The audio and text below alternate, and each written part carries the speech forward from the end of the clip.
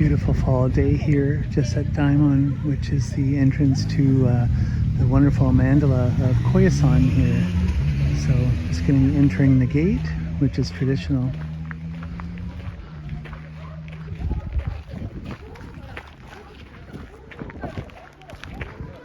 And this is just also to inaugurate the teachings here I'm going to give on dreams and emptiness. Great guardians.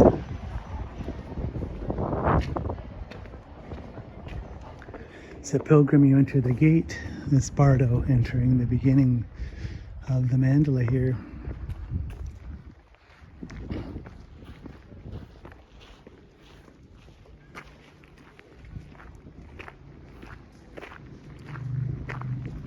And the town of Koyasan.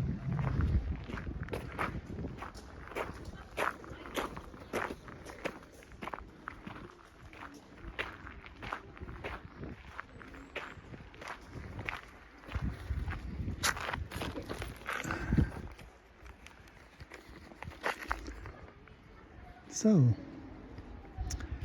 dreams as an example and as an analogy were taught by Buddha Shakyamuni as a way of understanding emptiness or ultimate truth. Okay, so there's a series of meditations here I'd like to lead, and these will be a way of helping us understand emptiness, kind of in a little form here with these short videos. Just beautiful. And that's overlooking the valley there. If you go down, you can see there's everyone in white here. They're all pilgrims for getting ready. It seems to be that they'll be starting the Shikoku pilgrimage of 108 temples on Shikoku Island and Honshu. So each of these meditations will be increasing the depth and subtlety of the different understandings of emptiness according to the different schools of emptiness, which you've talked about before, the Vaibhashika and Sautrantika schools, seen as more kind of like the sort of more open, easier sutric schools, progressing to the Yogacara Chitta Mantra mind-only school, and the two divisions of Majjhimika or middle way philosophy, the sort of logical, what they call autonomous syllogism school of Sautrantika Majjhimika, and the middle way consequential school of Prasankika Majjhimika, which is what we need to understand the basis for practicing Tantra.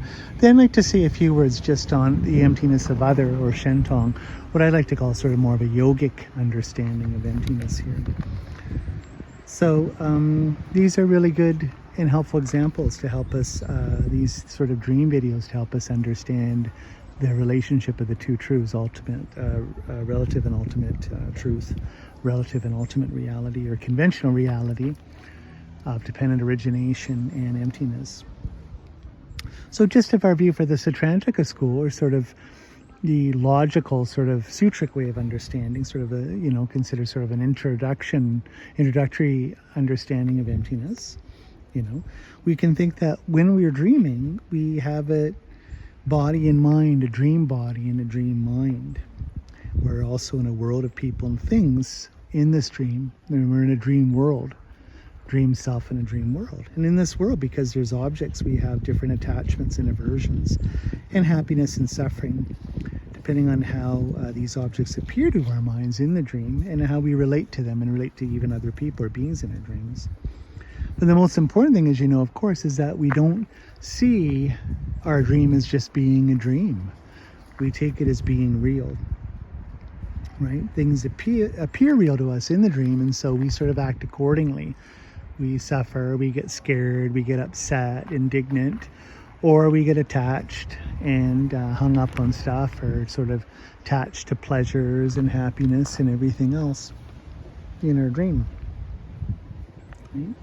So for instance, the classic things we can think about, monsters attacking us in dream, or ghosts or anything, being burned in a fire, being in some kind of natural disaster, so there's so much fear and suffering and aversion there.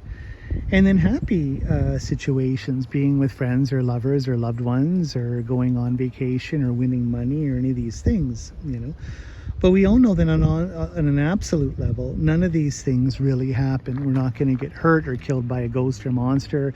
If we win the lottery and dream, when we wake up, we don't have $1 million in our pocket, right? We don't have these kinds of sufferings or indignities or sort of rewards in our daily life because of the dream that we have, you know. These are sort of relative things in the dream. And the sort of emotional impact we have is based on how much we sort of strongly identify or invest in ourselves in the dream, our dream selves in our dream world, right? Once we see our dreams as dreams, we're not affected in the same way as, you know, just over breakfast you have a dream, even if it's scary, upsetting, gradually just like mist in the morning when the sun comes out, it starts to dispel, and we can even let go and forget our dreams, right?